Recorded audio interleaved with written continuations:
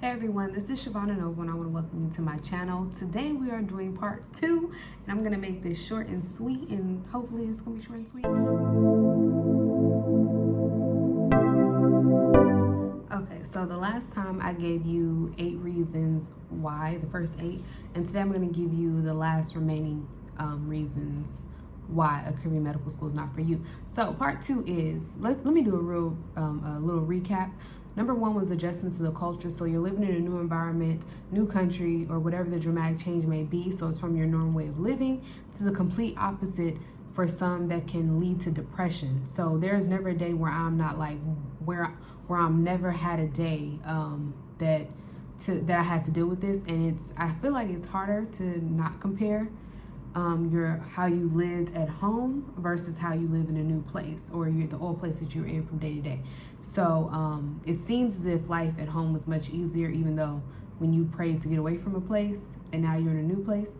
So yeah, number 2, accreditation, just make sure your school is accredited. Number 3, tuition and how attending a school can be having the private loans and the federal loans. Number 4 was cost of living, and how I can see how this can be a barrier for some that are African American individuals or anyone in general. So not only do I have to find a way to get there, but then I have to make sure I have funds to live as well. So sometimes what the school provides is not enough, especially if you are a non-traditional student like me. We have bills, some of us have bills prior to medical school entry. So yeah, so the good thing is you live on an island and you are becoming a doctor. The bad thing is you're on an island and you're a medical student, but you can't enjoy like a regular person. Everything's expensive, from transportation to the importing of foods to hair products. Everything is expensive. So now let's move on to number 8. There are no summer breaks. So a lot of people, they're always like, oh, when is your summer break? And I'm like, see, there is no summer break because this is real adult living. I have no summer breaks at all. So the only time that we have breaks are at the end of the semester, and my semesters are they end every 4 months. So then we may have like 2 to 3 weeks off in between that time. So yeah, for me, I'm flying back and that takes 11 hours out of my time because it's 7,000 miles. So ultimately I'm really tired because that's a long time. That's a long time to be flying in the air. So I'm rushing to get back, and I'm rushing to get back. I'm rushing to get home and then rushing to get back to school. And then every time I come back, I have to get acclimated to the fact that I'm no longer living in the US and nothing is like how it is in the US. So now I'm mad all over again every semester. I'm trying to not be mad or upset about the fact or have this tantrum. That's what it feels like every time I return, but I'm trying to work on it because this place is temporary as well.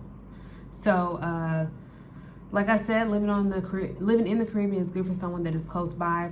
So yeah, the next thing is number 9 is hair supplies. So me as an African American, hair supplies are very expensive here. And well, I guess that could be for anybody because everything has to be imported. So some things that you may find for your hair, you need to get that at home, because if you get here and then you're going to look for it, you will probably pay 3 times more getting it here than if you purchased it at home. So it's better to purchase your items before you come and make sure you have everything on deck with you in your suitcase, because that's exactly what I did, which saved me from having to spend out maybe triple times more than what I would have to at home. And the only next time I'll be able to go home and get the rest of my items will be 4 months from then. So it's best to have everything you need, because I'm telling you, you will spend 3 times more than what you would spend at home. And that's a fact, not even exaggerating. You are going to spend 3 times more. All right, so the next thing is depression. So I didn't think this was a factor, but I really feel it is. For anybody that is going to another place or another country, you are more than likely, you might experience depression because, for one, we're students and we're inside all the time. So you're not getting the right amount of vitamin D that you should, and which I noticed that some of us who come here, we have a problem with vitamin D. And our vitamin D levels are not what they should be because we're not being exposed to the sun, which causes depression as well, because you don't have high vitamin D levels, can cause heart problems as well. So depression is a factor, especially if you are changing and you have all this new stuff around you. Now you have to adjust. And it's hard because some of us are placed in a situational depression, which makes it even a little bit it makes it tougher for us as students because we're not dealing with situational depression in the place that we're at. It's now that we're in this new different place, and now I have to continue to keep adjusting to this place I don't want to be in because it's not like my normal way of living. So then now you're in a depressed state, and it's hard to do that like going to school, because I'm telling you, every day I'd be like emotionally on one. That's what it feels like. My emotions are, I'm trying to make myself do stuff that is normal to just do, because I'm just that type of person where I just get up and go. But it's hard in this environment to just do, because we're like, feels like we're in a situation of depression, which we are. Not saying that you will be, but that's just what I wanted to add in. The next thing is subpar medical insurance from your institution. So the institution has a group medical plan, but you are more than likely paying out of pocket when you go, and then you have to like be reimbursed. So for me, I just end up doing any checkups or whatever the case is when I get back home. So, or you could just haul all your medication over here and find a holistic way, a remedy to fight off whatever you got going on, because that's really what it turns into. So yeah, or you can use your own insurance, but it won't work in this country, of course, depending on who it's from. Also, they're not fully equipped to do a lot of things that may be like a real medical emergency. So some have to fly to Florida or back home where you are covered. And yeah, and with that, you need to have a savings here or have a savings. It doesn't have to be here, but you need to have a savings, because if anything jumps off, you need to be able to pay for a flight quickly. And emergency flights can cost a good $2,000 and up, because we're already paying like $1,300 for flights. So just imagine you have an emergency, that might be like $4,000. All right. So the next thing is lack of diversity. So if you were thinking that you were going to escape the fact that you don't see people that look like you, well, newsflash is majority of my school is Puerto Rican, and which means events will more than likely serve those that are the majority.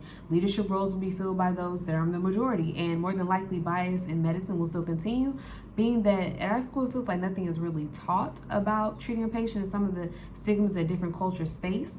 So we never have those sit down discussions unless it's put on by the school as a whole and everybody has to go, you know? But in a way, I like being at my school because yes, they gave me the opportunity to come here to be a student, and I had the opportunity to have the same level of commitment as other people too, but just know that the majority is Puerto Rican. And the crazy thing is, it's like, how are we battling with other minorities, because we're the minority with the minorities, but they're the majority.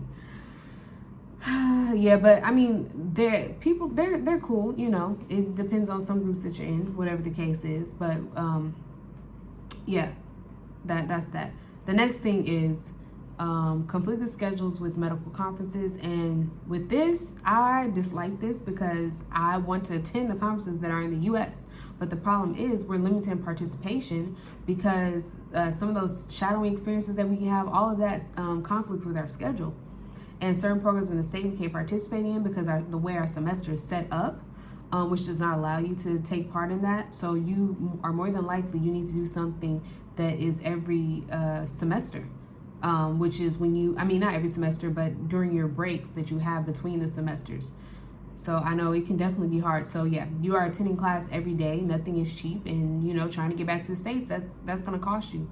And also with that, some of the schools may even, well, my school, I know they do. They take into consideration the fact that if you're not in class and you go below that 80%, then they will prohibit you from taking the final exam. So you can't be missing too many days and think you're going to be participating in a lot of stuff that's going on in the U.S. You have to be at school, and depending on where it's located, it can cost you a lot of money, right? So that's the one thing that I dislike. All right, the next thing is, I want to say less independence, but I feel like we already covered that, because unless I do want to add in that unless you have the money to purchase a car, you are more likely without transportation. So this can slow anyone down that is, that they were independent when they were in the States, and now they come here, and it's better to rely on the transportation instead of purchasing your own. So I say that is a lack of independence, and more so, all these emotional battles I had to deal with because of the lack of independence just makes me not want to do nothing. So I think I mentioned that before, but yeah, it just makes you limit yourself from doing certain activities. The next thing I want to mention is you're alone. So you need the support of others when you are away from school. It can be mentally draining, then you're homesick, then you're missing food. It's a lot, which this can add to depression as well. You're alone, you by yourself, then you have to find friends. You have to continue to motivate yourself to stay in this place. It's a lot. The next thing is there are no seasons. It's always summer. So when other people are celebrating holidays, I'm sitting here like, why are you guys off work? Oh, because you have a holiday. Wow. Well, I guess that doesn't pertain to seasons, but I want to say that it's always summers. If you like seasons, consider them non-existent. So like, for instance, while my family is at home experiencing, that's what I mean by that with the holidays, while my family is home experiencing holidays, such as like for the winter, Christmas, Halloween, Thanksgiving, it doesn't feel like a change has happened here. So while people are experiencing those different seasons, I'm still in summer. And also, our school doesn't celebrate holidays, being that we're a U.S. school, but we don't celebrate those holidays that are happening in the U.S., which is weird. So we don't even have those days off. So when 4th of July is happening, we're still in school. When Thanksgiving is going on, we're still in school. Any American holiday, we're still in school. But yeah, so I think that's about it. And this is part 2 of living in the Caribbean and some of the things that you may have not considered when going out of the country for medical school. So in conclusion, I want to say this. You may be asking, do I regret my decision of going to medical school on an island? I can't say yes and I can't say no, because my main purpose was not to be on an island, but to be a doctor. So I chose the route that allowed me to pursue that. So we all have choice to make, and this might be the right choice for you. So don't take my word for it, because we can have experiences that other people don't have. And you know how you can be listening to somebody and they're telling you like, you shouldn't do this, you shouldn't do that. Well, what happens with you doesn't mean it's going to happen with me. So just go by what you need to do for yourself and the way that God is leading you. So I said all that to say, make this new place feel like home as much as possible, because you won't be able to get to home as quickly as you would like. So please take these things into consideration, because life on the island can be real traumatic and depressing, or life anywhere. If you decide you just want to up and move somewhere, the culture shock and all the other stuff is real. Like, we can't even escape the fact that we won't have emotional issues or problems. You really might be depressed, because I'm over here experiencing it, and I'm like, I've never had this in my life, and it's a struggle. So remember, semesters are 4 months and breaks are 2 weeks. So I hope this helps someone in their journey towards medicine. Thank you for tuning in, and I welcome feedback.